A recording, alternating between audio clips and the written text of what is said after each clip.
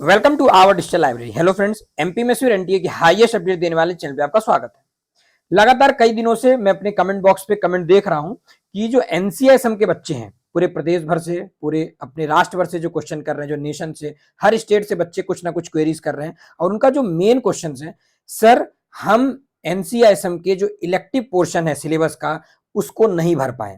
Sir हम bronze, हमें जो सर्टिफिकेट का जो रेशियो दिख रहा है, परसेंटेज मिल रहा है, वो ब्रॉन्ज मिल रहा है। सर हमारा 2%, 10%, 20% जो सर्टिफिकेट से ब्रॉन्ज है, तो सर हमें क्या करना है, क्या नहीं करना है? क्या सर हम ब्रॉन्ज है तो क्या हमारे मार्क्स कम आएंगे? क्या सर हमें वो परीक्षा में बैठने के लिए मिलेगा कि नहीं मिलेगा? सर जो 10 महीने का कोर्स है वो हमने नहीं कर पाए। सर इलेक्टिव सिस्टम जो था, इलेक्टिव सिलेबस में था हमारे एनसीएसएम के, सर अगर हम वो नहीं कर पाए तो क्या हमारा रिजल्ट आएगा, क्या हम पेपर में बैठ पाएंगे? क्योंकि सर वैसे भी इस हम लोग का ईयर सिस्टम खत्म हो गया, अब हम प्रोफेशनल सिस्टम में हैं, तो 3 ही प्रोफेशनल होगा। तो क्या हम फर्स्ट प्रोफेशनल का जो टाइम आ गया है, जो एग्जामिनेशन शेड्यूल आने वाला है, तो क्या सर हमारे एग्जाम होंगे और हम उसमें बैठ पाएंगे कि नहीं बैठ पाएंगे?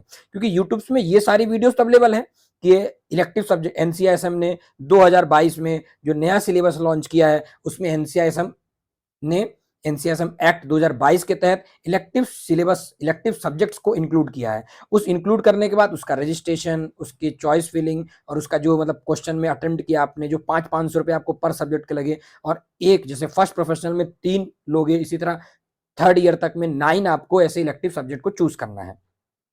तो ये जानकारी तो यूट्यूब में है, लेकिन ये वीडियो खास क्यों है, आपको ये वीडियो क्यों देखना चाहिए? क्योंकि यूट्यूब में ये नहीं बताया गया है कि पहली बात, ये कंपलसरी तो है, सब बोल रहे हैं, लेकिन क्या जो बच्चे फर्स्ट प्रोफेशनल में हैं, क्या उनको एग्जाम देने दिया जाएगा या एग्जाम नहीं देने जाएगा? क्योंकि बहुत से बच्चों के दिमाग में क्या सर हम एग्जाम में बैठ पाएंगे कि नहीं बैठ पाएंगे, सबसे बड़ा सवाल ये है। तो मैं आपको क्लियर करना चाहता हूं, और इस वीडियो में अगर आप अंत तक बने रहेंगे तो आपको सारे सवालों, जो भी आपको इलेक्टिव सब्जेक्ट से रिलेटेड है, सर मेरा ब्रॉन्ज स्कोर है, मेरा सिल्वर स्कोर है, मेरा प्लेटिनम स्कोर है, क्या सर हमारे ये मार्क्स भी जुड़ेंगे? सर अगर हम नहीं करते हैं, तो अगर हम इलेक्टिव सब्जेक्ट के सिलेबस को नहीं किए, लेक्चर नहीं सुने हैं, साथ ही साथ हमने सर कोई एमसीक्यूज का आंसर नहीं किया है, सर ना हम लेक्चर सुने हैं, ना हमने सर पीपीटी पीडीएफ डाउनलोड किया है, ना सर हम एक्सपर्ट इंटरेक्शन और रिफ्लेक्शन किए हैं, ना सर हम असेसमेंट को किए हैं, तो सर ये 4 तरीके से जिस तरह से असेसमेंट हो रहा था वो हमने नहीं किया है। तो सर हम क्या करें? तो मैं आपको क्लियर करता हूं।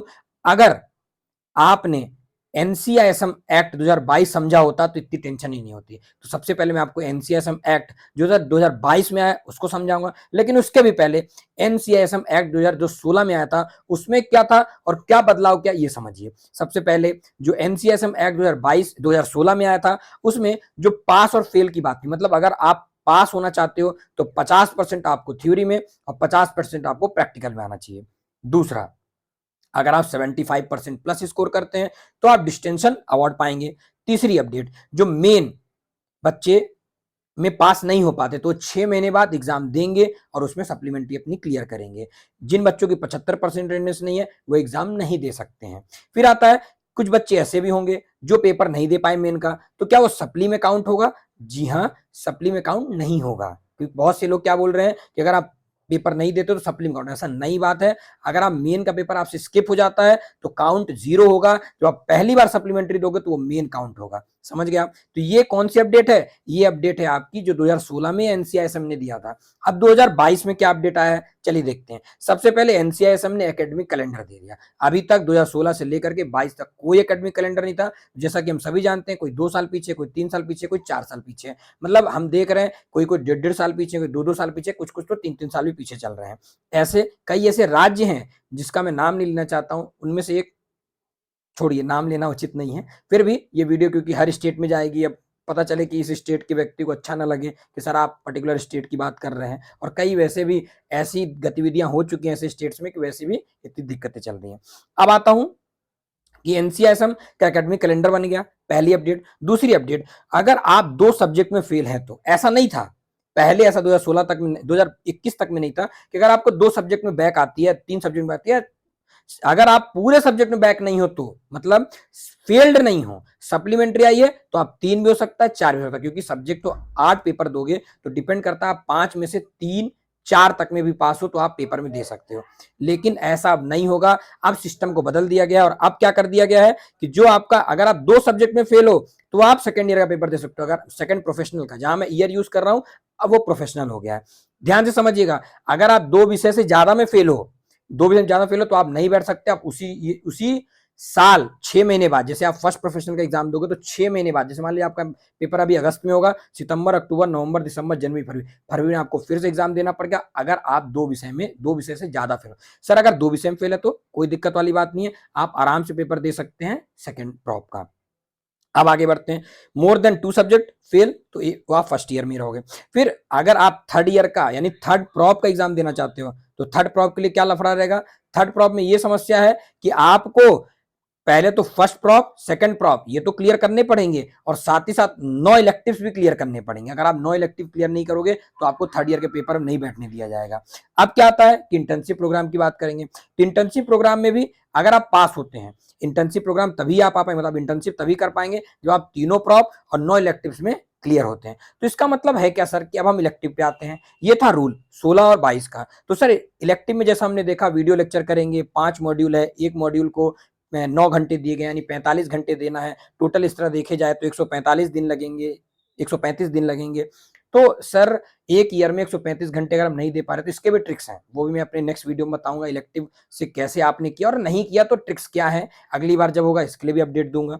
साथ ही साथ आप जो स्कोर है वो टोटल मैक्सिमम स्कोर कितना 5, मतलब क्रेडिट स्कोर जिसकी हम बात करें तो 2 नंबर वीडियो लेक्शन में, 1 नंबर गाइडेड पीपीटी वाले में, 1 नंबर एक्सपर्ट इंटरेक्शन और रिफ्लेक्शन में और 1 नंबर असेसमेंट, टोटल मिला के 5। तो सर ये ब्रॉन्ज का क्या है, अगर आप 25% से कम स्कोर करते हो तो आप ब्रॉन्ज पाओगे, ब्रॉन्ज का सर्टिफिकेट मिलता है। अगर आप सिल्वर का सर्टिफिकेट पाना चाहते हो तो आपको 25 यानी 26 से लेकर के 50 तक, और अगर आप 50 से 75 से ज्यादा पाते हो, 75 से लेकर के 100 के बीच में, तो आपका कितना होगा, प्लेटिनम का सर्टिफिकेट बनेगा।